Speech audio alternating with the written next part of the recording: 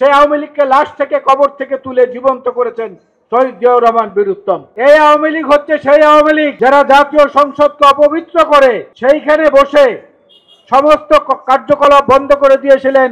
জুলাই অভ্যুত্থানের সময় আইটি সেক্টরের সমস্ত আপনার তথ্য প্রযুক্তিগত যাতে কোনো চিত্র প্রদর্শন করা না যায়, জুনায়েদ আহমেদ পলক ওই সংসদে বসে বসে এই আকামগুলো করেছেন 2024-এর জুলাই অভ্যুত্থান চলাকালীন সময়। এই জাতীয় সংসদে দাঁড়িয়ে শেখ মুজিব স্বাধীন বাংলাদেশে যুদ্ধের পরে ফেরত এসে হুঙ্কার দিয়ে বলেছিলেন, সিরাজ শিকদারকে হত্যা করার পরে কোথায় সিরাজ শিকদার? বিচার বহির্ভূত হত্যাকাণ্ডকে শেখ মুজিব নিজে স্বীকৃতি দিয়েছিলেন এই সংসদে দাঁড়িয়ে।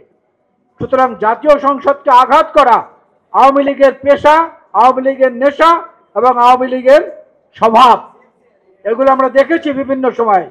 আজকে নির্দিষ্ট দুটো নাম আপনারা বলেছেন যে অমুকের বিচার করা উচিত, অমুককে গ্রেফতার করা উচিত। গ্রেফতার করা উচিত সবার আগে মহিউদ্দিন খান আলমগীরকে। কারণ আপনাদের মনে আছে এই ফারুকের উপরে হামলা করার পরে তার সঙ্গে যে ওই সময় বিএনপি নির্বাচিত সংসদ সদস্যরা ছিলেন তারাও অনেকে শরীরে আঘাতপ্রাপ্ত হয়েছেন, যার মধ্যে আমাদের বোনেরা ছিল, আমাদের ভাইয়েরা ছিল। এর পর রাজারবাগ পুলিশ লাইনে পুলিশ সপ্তাহ উপলক্ষে পুলিশকে পদক প্রদান করা হয়েছিল।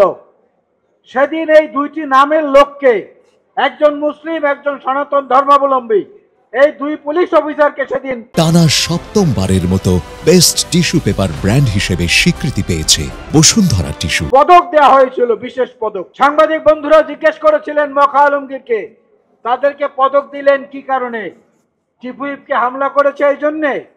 সেদিন মখা আলমগীর উত্তর দিয়েছিলেন, হ্যাঁ, বিরোধী দলীয় চিফ হুইপকে পিটিয়েছে এই জন্য তাদেরকে আজকের এই পদক দেওয়া হয়েছে। তো কার কাছে তখন বিচার চাইতেন? এখন বিচার চাওয়ার সুযোগ এসেছে, সেই বিচার চাওয়ার সুযোগ আওয়ামী লীগই আবার করে দিচ্ছে। গতকালকে একটা বিশাল ঘটনা ঘটেছে বাংলাদেশে। জুলাইয়ের গণ অভ্যুত্থানের গণহত্যাকারী ফ্যাসিস্টদের অন্যতম সহযোগী তৎকালীন আইজি চৌধুরী আব্দুল্লাহ আল মামুন, তিনি একজন আসামি ছিলেন। তিনি গতকালকে আদালতে স্বীকার করেছেন যে গণহত্যা চালানোর জন্য তিনিও দায়ী এবং তিনি নির্দেশ পেয়েছিলেন শেখ হাসিনার কাছ থেকে। বাংলাদেশের ইতিহাসে এই ধরনের ঘটনা বিরল। এখন চৌধুরী আব্দুল্লাহ আল মামুন হলেন রাজসাক্ষী, আর শেখ হাসিনা এবং তৎকালীন স্বরাষ্ট্রমন্ত্রী হলেন আসামি। এই যে বললাম, তারা নিজেরা নিজেদেরকে শিক্ষা দেয়, আমাদেরকে বেশি দাবি তুলতে হবে না, বেশি জোরে আন্দোলনও করতে হবে না। আওয়ামী লীগ নিজেরাই নিজেদেরকে ধ্বংস করে, যুগ যুগ ধরে সেই ইতিহাস রয়ে গেছে।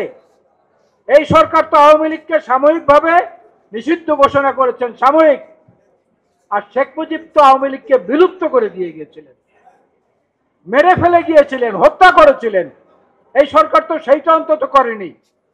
শেখ মুজিব বাকশাল তৈরি করে আওয়ামী লীগকে খুন করে দিয়ে গিয়েছিলেন। সেই আওয়ামী লীগকে লাশ থেকে কবর থেকে তুলে জীবন্ত করেছেন শহীদ জিয়াউর রহমান বীর উত্তম।